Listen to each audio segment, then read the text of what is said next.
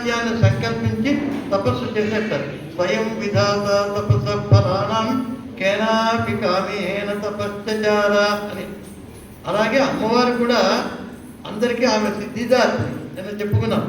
అన్నిటికీ సిద్ధుల్ని ప్రసాదించేటటువంటి ఆమె పినాకపాణి పతిమాప్తుమిచ్చతి అని చెప్పి ఆమె పరమేశ్వరుడే నాకు పతి కావాలి అని చెప్పి, అంటే ఇది నీకు కలుగుతుందా అంటే మనోరథాన మగతిర్మ విద్యతే అంటాడు.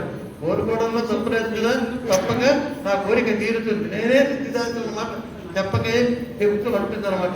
అలా ఇద్దరు ఒకరి కోసం ఒకరు తపస్సు చేసి ఒకరినొకరు భార్యాభర్తలుగా పొందారు.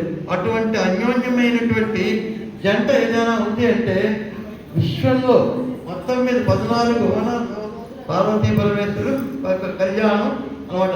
అది జరగడానికి శివుడికి ఎవరు లేరే అని చెప్పి ఆయన ఒక్కసారి దివ్య ఋషులైనటువంటి సప్త మహర్షుల్ని సంస్మరించాట.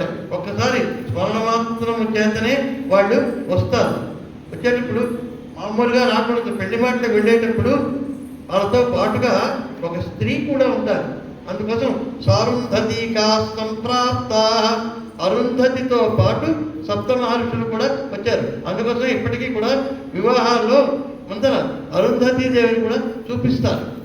సప్తర్షి మండలం దగ్గర మినుకు ఆడుతూ ఉంటుంది. అంచేత సారుంధతికా సంప్రాప్త అని చెప్పి వాళ్ళు వస్తారు.